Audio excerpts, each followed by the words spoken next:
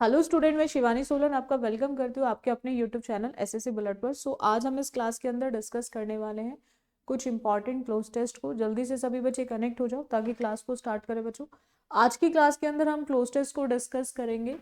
अगर हम बात करें इंग्लिश फाउंडेशन बैच की, जिन स्टूडेंट को इंग्लिश फाउंडेशन बैच चाहिए, जैसे आपका सीपीओ नोटिफिकेशन आउट हो चुका है, तो अगर आप बच्चे सीपीओ की तैयारी करना चाहते हो तो आप इंग्लिश फाउंडेशन बैच ले सकते हैं।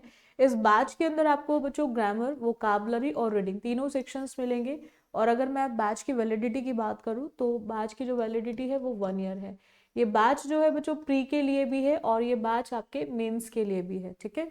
तो अगर आप बच्चे प्रैक्टिस करना चाहते हैं तो आप मॉक टेस्ट की सीरीज भी लगा सकते हैं। एसएससी बुलेट एप्लीकेशन पर आपको मॉक टेस्ट की सीरीज मिल जाएगी, तो आप उस सीरीज को भी लगा सकते हैं अपनी प्रैक्टिस के लिए। चलेगा, स्टार्ट करते हैं सेशन को। देखो, बहुत सारे ऐसे बच्चे हैं जिनको प्रॉब्लम आती है जब वो क्लोज टेस्ट को करते हैं, तो उनको प्रॉब्लम आती है कि क्लोज टेस्ट को हम किस तरह से करें, कैसे हम क्लोज टेस्ट को करें। तो मैंने बहुत सारी क्लासेस ऑलरेडी एसएससी बुलेट पे ले रखी है क्लोज टेस्ट की, जिसमें मैंने आपको बहुत सारी ट्रिक्स बताई हैं कि आप किस तरह से क्लोज टेस्ट को कर सकते हो।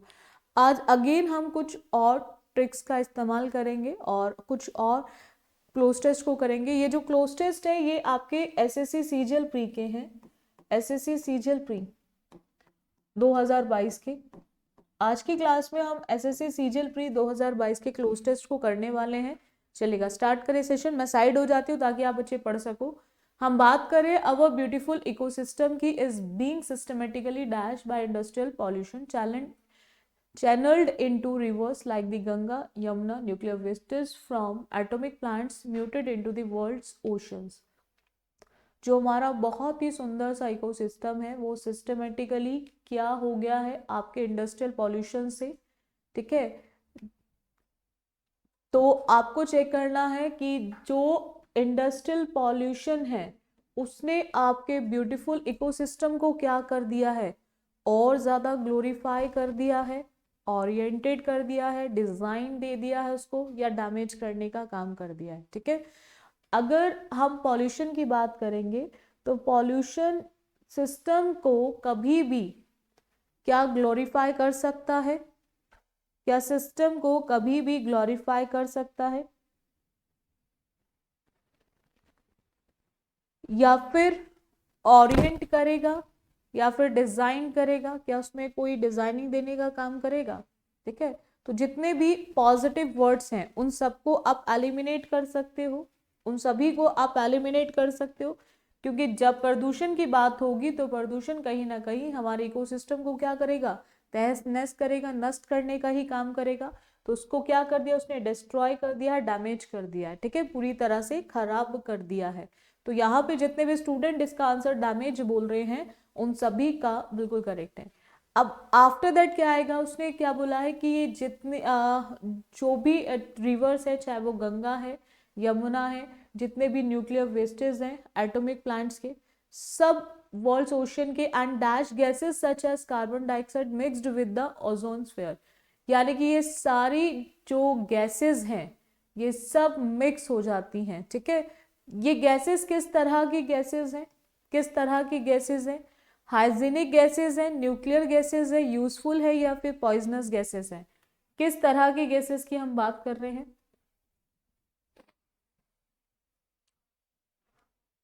जो मिक्स्ड हो जाती हैं किसके साथ, ओजोन स्फीयर के साथ, चाहे वो कार्बन डाइऑक्साइड हो, ठीक है। वेरी गुड, बिल्कुल सही है। हमने यहाँ पे देखा कि ये जो हमारा इंडस्ट्रियल पॉल्यूशन है ये हमारे इकोसिस्टम को कर रहा है डैमेज्ड। क्या कर रहा है, डैमेज्ड कर रहा है। तो डैमेज कर रहा है, क्यों कर रहा है, क्योंकि ये सारी गैसेस कैसी होंगी, बहुत ही ज्यादा कैसी होंगी, पॉइजनस होंगी। भाई पॉजिटिव वर्ड तो आ नहीं सकता ना, पॉजिटिव वर्ड्स तो नहीं आ सकता। तो यूजफुल, हाइजीनिक जो चीज आप खा रहे हो बिल्कुल स्वच्छ है, हाइजीनिक है या नहीं है, ठीक है। तो यहाँ पे न्यूक्लियर नहीं आएगा, गैसेस कैसी होंगी, पॉइजनिक, विषैली जो गैसेस होंगी, ठीक है, उनकी बात की जा रही है। चलो नेक्स्ट आते हैं, नेक्स्ट क्वेश्चन देखो जरा। उसने बोला besides tropical rain forests and green pastures are disappearing dash pressure of proliferating population, ठीक है। अब आपको चेक करना है कि डिसअपियर के साथ आप कौन सी प्रपोजिशन का इस्तेमाल करोगे। अगर कोई भी चीज गायब हो रही है, अब वो गायब हो रही है, किस चीज में गायब हो रही है, कैसे वो गायब हो रही है, तो एक प्रेशर की बात की जा रही है। एक प्रेशर में आके वो चीज क्या हो रही है, कहीं ना कहीं गायब होने का काम कर रही है। तो जब कोई भी चीज किसी भी प्रेशर में आ जाती है तो उसके लिए आप किस प्रेपोजिशन को यूज करेंगे, इन, टू, ऑन या फिर अंडर। अगर कोई चीज गायब हो रही है प्रेशर में आकर तो उस केस में आप किस प्रेपोजिशन को यूज करेंगे, उस केस में आप किस प्रेपोजिशन को यूज करेंगे, इन को, टू को, ऑन को या फिर अंडर को। बहुत अच्छे बच्चे, बिल्कुल सही है। Disappearing under the pressure of proliferating population, किसके प्रेशर में आके, प्रेशर में आके, अंडर द प्रेशर। ठीक है, तो प्रेशर के लिए आप कौन सा यूज करोगे, प्रपोजिशन अंडर का इस्तेमाल करोगे। चलो नेक्स्ट आते हैं, फोर्थ ब्लैंक के लिए जरा चेक करो। Dams are being dash over the rivers like the Narmada to change nature's well balance surface, equations between flora and fauna. आपको चेक करना है यहाँ पर कि क्या यूज करोगे। जो डैम्स है वो क्या किए गए हैं, रिवर्स के ऊपर। ठीक है, अब उनको वैलिडेट किया गया है, बिल्ड किया गया है, डिटेक्ट किया गया है या फिर एसोसिएट किया गया है। अब जितने भी डैम्स वगैरह हैं, जितने भी बांध वगैरह, इनको रिवर पे क्या किया गया है, जैसे नर्मदा पे, ताकि चीजें मतलब क्या हो सके, to change nature's well balance surface, equation between flora and fauna, वनस्पति और जनु। बिल्कुल सही है, बहुत ही अच्छे बच्चे, बिल्कुल सही है। डैम्स को बनाने का काम किया गया है, वही वैलिड है या नहीं है, तो वैलिडेटेड तो आएगा नहीं। डिटेक्ट होता है किसी भी चीज की आप चेक कर रहे हो, वहां पे एसोसिएशन जुड़ा होना। तो डैम्स को उन पर क्या किया गया है, रिवर्स पे बनाने का काम किया गया है, तो बिल्ट। क्योंकि यहाँ पर आर के साथ बीइंग आ रहा है, तो बीइंग के साथ वर्ब की थर्ड फॉर्म आएगी, पैसिव वॉइस का केस है। और बनाने की जो सेकेंड फॉर्म और थर्ड फॉर्म होती है, बिल्ड होता है वर्ब की फर्स्ट फॉर्म, बिल्ड वर्ब की फर्स्ट फॉर्म, और इसकी जो सेकेंड और थर्ड फॉर्म होती है वो बिल्ड होती है। सेकेंड फॉर्म भी बिल्ड और थर्ड फॉर्म भी बिल्ड होती है। ठीक है, तो यहाँ पर हम लोग क्या यूज करेंगे, बिल्ड का इस्तेमाल करेंगे। चलो नेक्स्ट आते हैं, फिफ्थ ब्लैंक के लिए जरा चेक करो। अब बात हो रही है, कहीं ना कहीं हम बात कर रहे हैं किसकी, एलिफेंट्स की, टाइगर्स की, वाइल्ड राइनोस की बात कर रहे हैं, south Africa, and many other forest creatures have become dash species. ये इन सब से क्या हुआ है, जो अदर स्पीसीज हैं वो क्या हो गई हैं, एक्यूमुलेट, स्पेसिफाइड, एंडेंजर्ड या फिर ग्रांटेड। एक्यूमुलेट का मतलब कहीं ना कहीं जब आप चीजों को इकट्ठा करने की बात कर रहे हो वहां, तो जो ये आपका पॉल्यूशन है, इंडस्ट्रियल पॉल्यूशन है, ठीक है, इन सब से क्या है कि जो चीजें हैं वो पूरी तरह से डिस्टर्ब है। ठीक है, और वो इन लोगों के भी कहीं ना कहीं जीवन को किस में डाल रखा है, खतरे में, यानी कि जोखिम में डालने की बात हो रही है।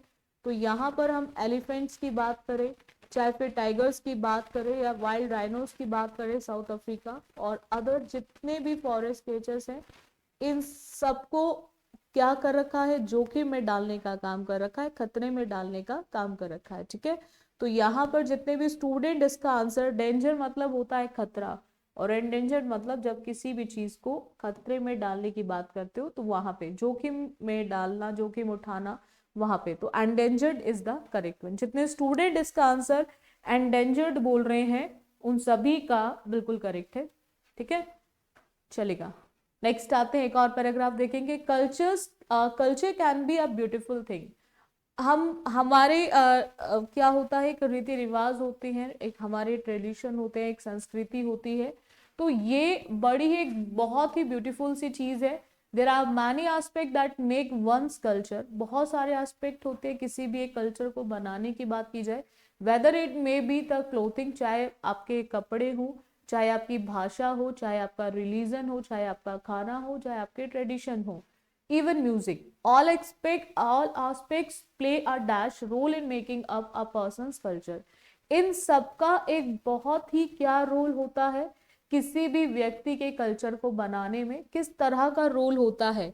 काम रोल होता है, बिजी रोल होता है, ह्यूज रोल होता है, या फिर क्लमजी रोल होता है? आपको चेक करना है रोल से रिलेटेड कौन सा वर्ड यहाँ पे इस्तेमाल किया जाएगा। आपके कपड़े, आपकी लैंग्वेज, आपका रिलीजन, आपका फूड, आपका ट्रेडिशन, इवन म्यूजिक भी, ठीक है। ये सब एस्पेक्ट्स का एक किस तरह का रोल होता है किसी भी व्यक्ति के कल्चर को बनाने में, किस तरह का रोल होता है किसी भी व्यक्ति के कल्चर को बनाने में। अगर मैं यहाँ पे रोल की बात करूं तो एक किस तरह की भूमिका है, तो बहुत बड़ी भूमिका है। तो यहाँ पर हम लोग क्या यूज करेंगे? ह्यूज। क्या यूज करेंगे? ह्यूज। काम जो होता है, कोई मनुष्य होता है, काम में आप बिजी हो, व्यक्ति बिजी होगा, ठीक है। क्लमजी मतलब होता है जो व्यक्ति बहुत ज्यादा कैसा है, अनाड़ी टाइप का है, चीजों को जानता नहीं है, वहां पर हम लोग यूज करेंगे। तो यहाँ पे उन इन सबका क्या है, एक बहुत बड़ा रोल है, यानी कि ह्यूज रोल, ठीक है। Huge role is the correct one. Next आते हैं सेकंड ब्लैंक के लिए, जरा चेक करो। उसने बोला है कि I think culture is so important. मतलब उसको ऐसा वो सोचता है, या मैं ऐसा सोचती हूँ कि जो कल्चर होता है बहुत इंपॉर्टेंट होता है। क्यों इंपॉर्टेंट होता है? Because it does not affect only one person. ये केवल एक व्यक्ति को प्रभावित नहीं करता, it affect the dash and also affect the other people around it. ये कहीं ना कहीं किसको प्रभावित भी करता है? केवल एक व्यक्ति को नहीं, उसके साथ साथ वो किसको प्रभावित करता है? इवन अदर लोगों को भी प्रभावित करता है जो उसके आसपास लोग रह रहे होते हैं। तो ये कंट्री को करेगा, क्लाइमेट को करेगा, कोर्स को, या फिर करियर को। कभी कभी हमें थोड़ा सा कॉमन सेंस का इस्तेमाल करना होता है। जैसे अगर मैं इस क्वेश्चन की बात करूं तो इस क्वेश्चन में आपको थोड़ा सा कॉमन सेंस लगानी है, ठीक है भाई। प्रभावित कोई भी कल्चर है तो प्रभावित क्लाइमेट को कर सकता है। कोर्स का मतलब होता है आपका स्टडी मटेरियल। एक होता है ना COARSE कोर्स, ये कोर्स होता है आपका रफ, बद्धा, ठीक है, रफ होता है। और ये कोर्स होता है आपका स्टडी मटेरियल। तो ये किसी स्टडी मटेरियल को प्रभावित करेगा नहीं, करियर को प्रभावित करेगा नहीं। किसको करेगा? कंट्री, वहां के लोग, या उस देश को करेगा, या उस देश के आसपास जितने भी लोग रह रहे हैं उन सबको प्रभावित करेगा, ठीक है। तो यानी कि हम बात कर रहे हैं किसकी? कंट्री की बात कर रहे हैं। तो does not affect only one person, it affect the country, वो पूरे देश को प्रभावित करता है। And also affect the other people around it, और लोगों को भी जो उनके आसपास रह रहे होते हैं। चलेगा, नेक्स्ट आते फिर थर्ड ब्लैंक के लिए, जरा चेक करो क्या आएगा। बहुत ध्यान से देखेंगे जरा थर्ड ब्लैंक में क्या यूज होगा। बात हो रही है किसकी? I am happy to know my culture. मैं इस चीज को जानकर बहुत खुश हूं, अपने कल्चर को जान के। And to know where my family dash from. अब एक तो वो इस चीज को जान के बहुत खुश है, अपने कल्चर के बारे में जान के। दूसरा इस चीज को जान के कि उसकी फैमिली कहाँ से जुड़ी हुई है, कहाँ से कनेक्टेड है, उस चीज को वो जानकर बहुत ज्यादा खुश है। तो यहाँ पर आपको चेक करना है, ड्रॉन लिखेंगे, ओरिजिनेटेड लिखेंगे, इमेजिन्ड लिखेंगे, या फिर मैनेज्ड लिखेंगे। ड्रॉ, ड्यू, ड्रॉन, किसी भी चीज को खींचना, रेखा खींचना, लाइन खींचना, वहां पे आप कोई पिक्चर ड्रॉ कर रहे हो। इमेजिन मतलब वही प्रेडिक्शन, जो आप प्रेडिक्ट करते हो, किसी भी चीज का अनुमान लगाना, एज्यूम करना किसी भी चीज को। बहुत ही अच्छे बच्चे, बिल्कुल सही है। मैं हैप्पी हूं एक इस चीज को जान के, अपने कल्चर को जान के, और एक इस चीज को भी जान के कि मेरी जो फैमिली है वो कहाँ से उत्पन्न हुई है, यानी कि उसका ओरिजिन क्या है, कहाँ से वो बिलोंग करती है, इट मीन्स, ठीक है, कहाँ से जुड़ी हुई है। तो उस चीज को जानकर भी बहुत ज्यादा वो क्या है, खुश है, ठीक है। तो originated is the correct one. चलो नेक्स्ट आते फोर्थ ब्लैंक के लिए, जरा चेक करो। उसने बोला it gives me the sense of being whole at the same time makes me feel dash and different from other people.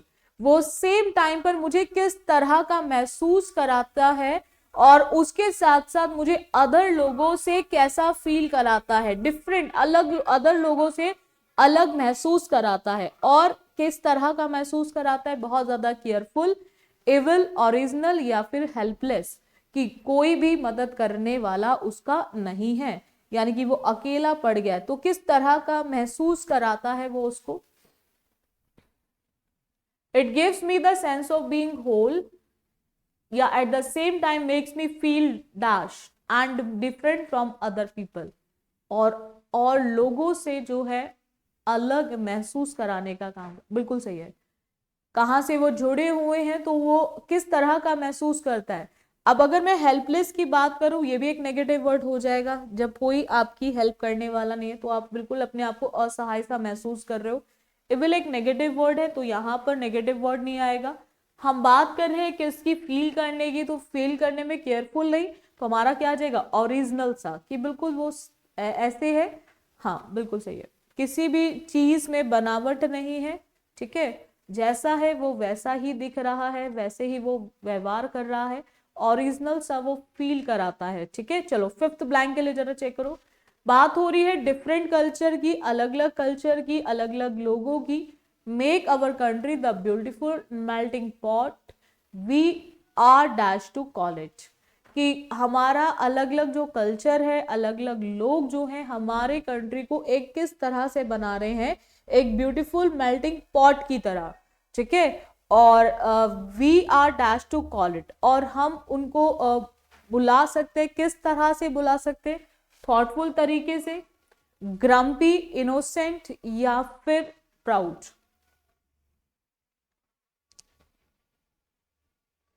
बहुत ही अच्छे बच्चे। ग्रम्पी मतलब होता है इरिटेटिंग वाला, चिड़चिड़ा, चिड़चिड़ा, चिड़चिड़ा, वहां पे हम लोग यूज करेंगे, ठीक है। इनोसेंट, मासूम से जो लोग होते हैं, कैसा महसूस कराता है, बहुत ही प्राउड, है ना, we are proud to call it, we are proud to call it. चलो नेक्स्ट आते हैं, एक और देखेंगे।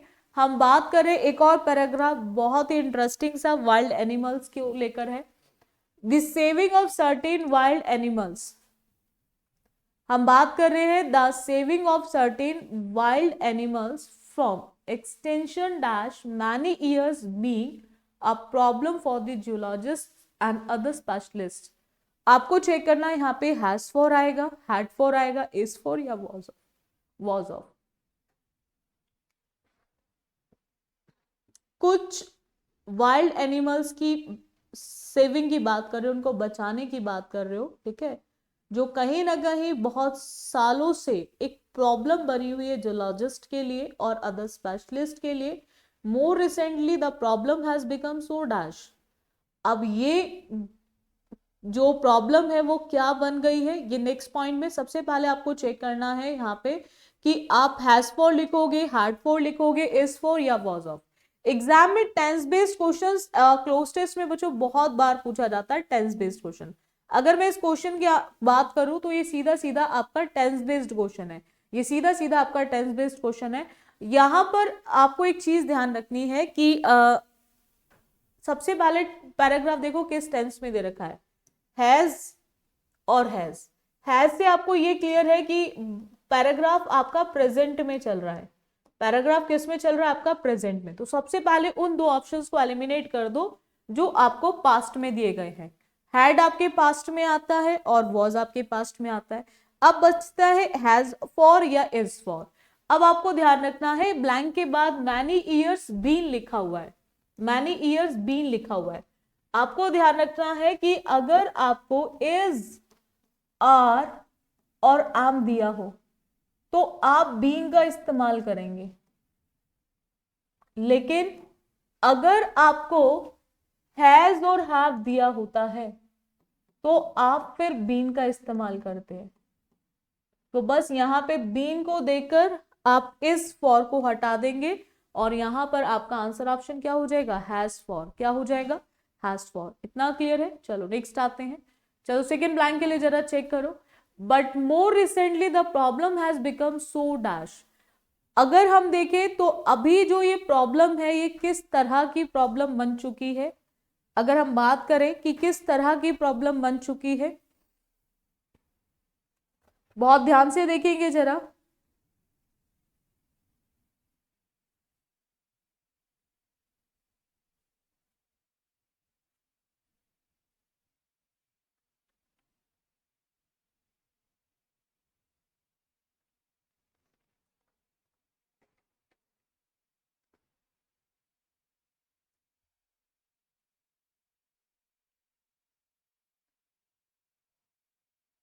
एक्यूट, रेयर, नैरो या स्टिप। स्टीप मतलब होता है, मतलब जो आपकी खड़ी होती है उसके लिए यूज होता है। रेयर मतलब रेयरली के लिए नेगेटिव सेंस में। नैरो माइंडेड होते हैं ना, छोटी सोच के, संकीर्ण जिसको कहते हो। तो यहां पे क्या आ जाएगा, एक्यूट, तीव्र, शार्प। ठीक है, किस तरह की प्रॉब्लम है, has become so acute. Next आते हैं, उसने बोला है कि has receive so much publicity at that most people are now dash about it. अब बहुत सारे ऐसे लोग हैं जो इस चीज से क्या है, बहुत सारे ऐसे लोग हैं जो इस चीज से क्या हो चुके हैं, इसके बारे में ट्रबल, मुसीबत की बात हो रही है, अफेक्ट, प्रभावित, इन्वॉल्व या फिर कंसर्न। अगर आप किसी भी चीज को लेकर परेशान हो, ठीक है, और बहुत ज्यादा आपको उस पर फोकस कर रहे हो, तो वहां पर आप लोग क्या यूज करोगे, कंसर्न, संबंधित है, about it, concern is the correct one. चलो नेक्स्ट आते हैं। नेक्स्ट ब्लैंक के लिए जरा, फोर्थ ब्लैंक के लिए जरा चेक करो। उसने बोला है कि दिस में एट फर्स्ट सीम स्ट्रेंज, पहले ऐसा लगता है बिल्कुल अजीब सा, because one of the most gratifying development of the last few years has been passing of strict laws to protect wild animals। क्योंकि पिछले कुछ सालों से बहुत सारे स्ट्रिक्ट लॉज पास किए गए ताकि इन जंगली जानवरों को बचाया जा सके, and the dash decline in the hunting of big game for spot. अब आपको चेक करना है यहाँ पे प्रोबेबल, एडवांस, वैलिड या फिर कॉन्सिक्वेंट। देखो जरा किसका यूज करोगे।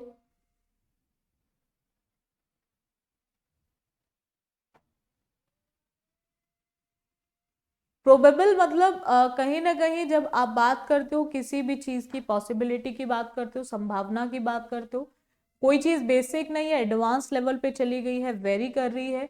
हम यहाँ पे बात कर रहे हैं डिक्लाइन। अब कोई चीज अगर कम हो रही है, गिर रही है, तो किसी ना किसी काम के फलस्वरूप, किसी ना किसी रिजल्ट, कोई एक्शन ऐसा लिया गया होगा जिसके फलस्वरूप वो सारी चीजें अपोजिट देखने को मिल रही हैं, दैट इज कॉन्सिक्वेंट। ठीक है, कॉन्सिक्वेंसेज होते हैं ना, जो आपने काम किए हैं उसके फलस्वरूप। चलो फिफ्थ देखो जरा, फिफ्थ का क्या होगा। अब उसने बोला है कि why is it then that some rare wild animals are still dash with extinction and even some of the less rare ones are rapidly declining in number। क्यों बहुत ऐसे भी हैं, बहुत कम मात्रा में ऐसे जो मतलब बहुत तेजी से कहीं ना कहीं उनके नंबर्स कम होते जा रहे हैं। ठीक है, some of the less rare ones are rapidly declining in numbers. ठीक है, तेजी से कम हो रहे हैं। तो आपको चेक करना है कि some rare wild animal are still dash, अभी भी बहुत सारे ऐसे हैं जिसमें, जो अभी भी किस में है, डेंजर, उसमें फ्राइटेंड, बुलेट या फिर थ्रेटेंड।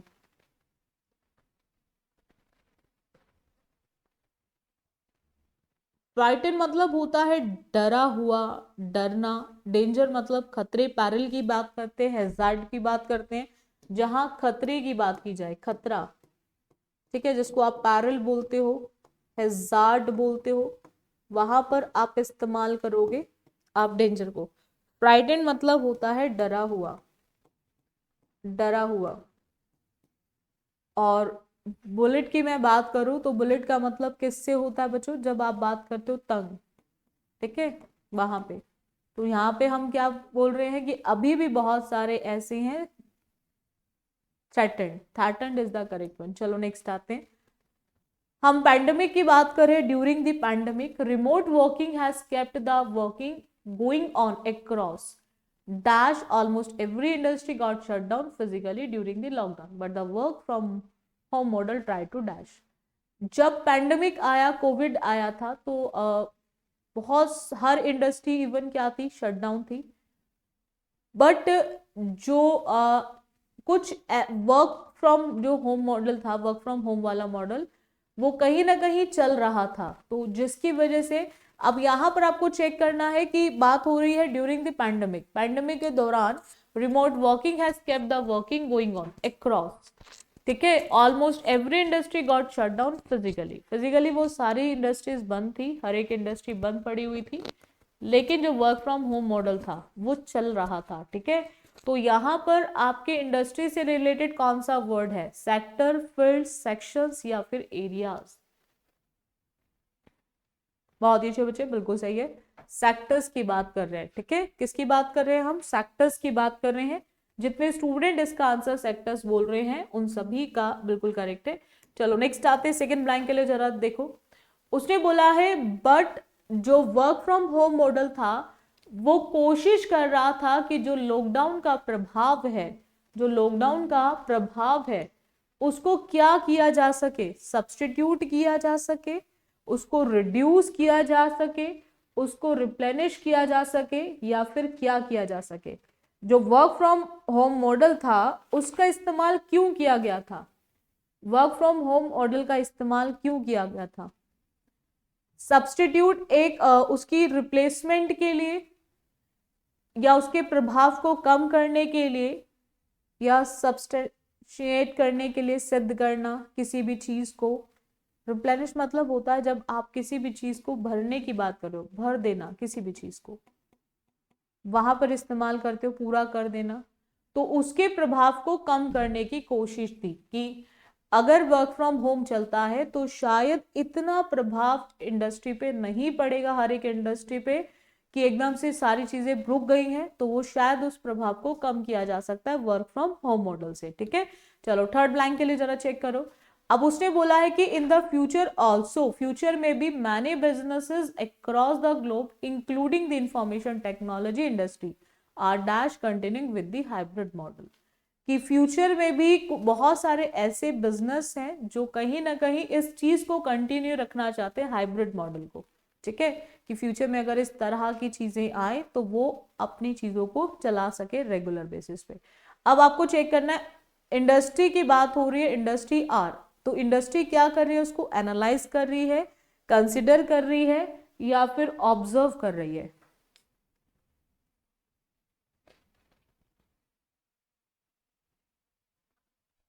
बिल्कुल सही है कि वो इस चीज को कंसिडर कर रहे हैं कि वो क्या करेंगे, कंटिन्यू रखेंगे हाइब्रिड मॉडल को, यानी कि चीजें ऑफलाइन भी चलेंगी और ऑनलाइन भी चलेंगी, वर्क फ्रॉम ऑफिस भी और वर्क फ्रॉम होम भी, ताकि अगर इस तरह की समस्या दोबारा आती है तो उन्हें दोबारा इस तरह से प्रॉब्लम ना आए, ठीक है। चलो नेक्स्ट आते हैं।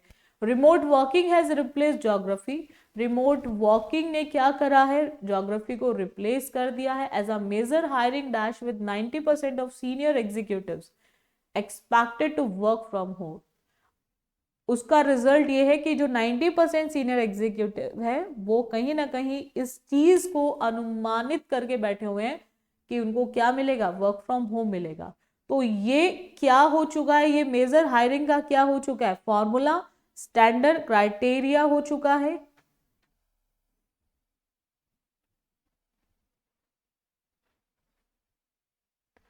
अब देखो यहाँ पे ना major hiring, article a, article a के मतलब हम यहाँ पर जो यूज करेंगे नाउन वो सिंगुलर फॉर्म में यूज करेंगे नाउन, ठीक है।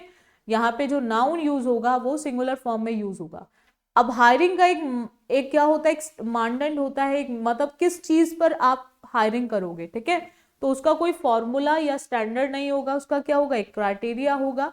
अब क्राइटेरिया जो है ये प्लूरल वर्ड है, कैसा है? प्लूरल वर्ड है। और हम किसकी बात कर रहे हैं? आर्टिकल ए की। आर्टिकल ए के साथ हमें क्या यूज करना पड़ेगा? सिंगुलर, तो इसीलिए इसका आंसर ऑप्शन फोर्थ हो जाएगा, ठीक है।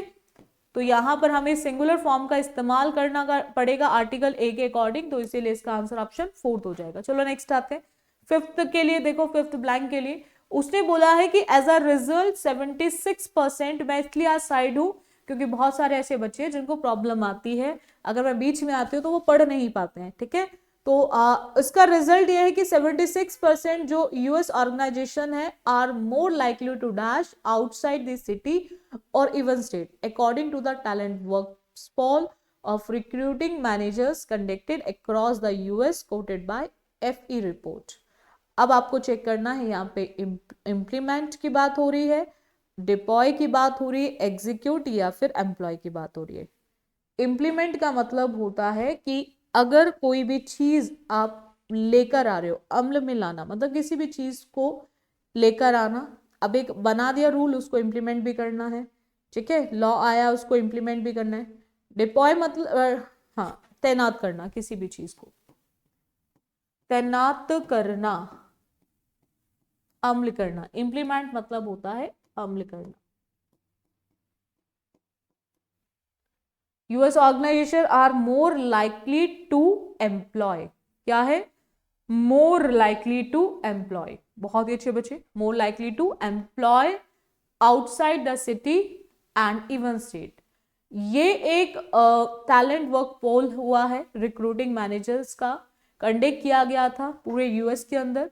तो ये रिपोर्ट एफए रिपोर्ट के थ्रू पता चला है। ठीक है, तो जितने भी स्टूडेंट इसका आंसर एम्प्लॉय बोल रहे हैं उन सभी का बिल्कुल करेक्ट है। रेगुलर आप सभी बच्चे क्लासेस लेते रहे। क्लासेस आपकी सुबह 10 बजे चलती है एसएससी बुलेट पे, और एक क्लास आपकी शाम 6 बजे चलती है।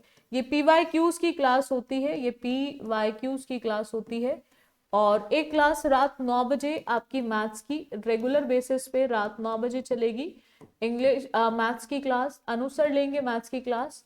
और ये आपकी क्लास जो है ये मंडे से सैटरडे 6 डेज चलेगी आपकी क्लास।